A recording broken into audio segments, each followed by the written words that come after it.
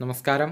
Raf talks ഫുട്ബോളിലേക്ക് ഏവർക്കും സ്വാഗതം. ബ്രസീലിയൻ യുവ പ്രതിഭയായ എൻട്രിക്കിന് സമീപകാലത്ത് ഒരുപാട് വിമർശനങ്ങളും പരിഹാസങ്ങളും ട്രോളുകളുമൊക്കെ ഏറ്റുവാങ്ങേണ്ടി വന്നിരുന്നു. പല ബ്രസീലിയൻ ഇതിഹാസങ്ങളെയും തഴഞ്ഞുകൊണ്ട് അദ്ദേഹം ബോബി ചാൾട്ടനെ ഐഡോളായിക്കൊണ്ട് തിരഞ്ഞെടുത്തത് വലിയ വിവാദമായി. മാത്രമല്ല, നെയ്മർ ജൂനിയറേക്കാൾ മികച്ച താരമാണ് ജൂഡ് ബെല്ലിംഗ്ഹാം എന്ന് അദ്ദേഹം അഭിപ്രായപ്പെട്ടിരുന്നു. ഇതും വലിയ പരിഹാസങ്ങൾക്ക് പാത്രമായി എന്നുള്ളതാണ്. ഇതിനൊക്കെ പുറമെ പ്രീ സീസണിൽ റയലിന് വേണ്ടി മോശം പ്രകടനമായിരുന്നു താരം നടത്തിയിരുന്നത്. ഇതോടുകൂടി വിമർശനങ്ങൾ അധികരിക്കുകയും ചെയ്തിരുന്നു. എന്നാൽ ലാലിഗയിലെ തൻ്റെ അരങ്ങേറ്റ മത്സരത്തിൽ തന്നെ വിമർശകരുടെ വായടപ്പിക്കാൻ ഇപ്പോൾ എൻട്രിക്കിന് കഴിഞ്ഞിട്ടുണ്ട്. ഒരു കിടിലൻ ഗോളാണ് പകരക്കാരനായി കൊണ്ടുവന്ന് എൻട്രിക്ക് മത്സരത്തിൽ സ്വന്തമാക്കിയിട്ടുള്ളത്. ഈയൊരു ഗോൾ നേട്ടം തീർച്ചയായും അദ്ദേഹത്തിന് വളരെയധികം സന്തോഷം നൽകുന്ന ഒരു കാര്യമാണ്.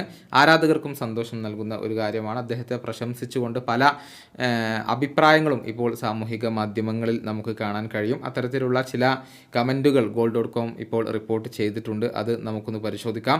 ജനറേഷണൽ ടാലൻ്റാണ് എൻട്രിക്ക് എന്നാണ് ഒരാളുടെ അഭിപ്രായം. പുതിയ റൊണാൾഡോ നസാരിയോയാണ് എൻട്രിക്ക് എന്നാണ് മറ്റൊരാൾ അഭിപ്രായപ്പെട്ടിട്ടുള്ളത്.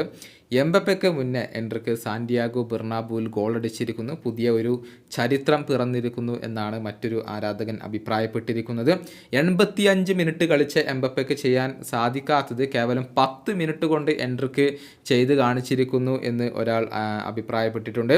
ക്രിസ്ത്യാനോ റൊണാൾഡോയല്ല ഐഡോൾ, എൻട്രിക്ക് ഗോളടിച്ചതിൽ അത്ഭുതപ്പെടാനൊന്നുമില്ല എന്നാണ് മറ്റൊരാളുടെ അഭിപ്രായം വരുന്നത്.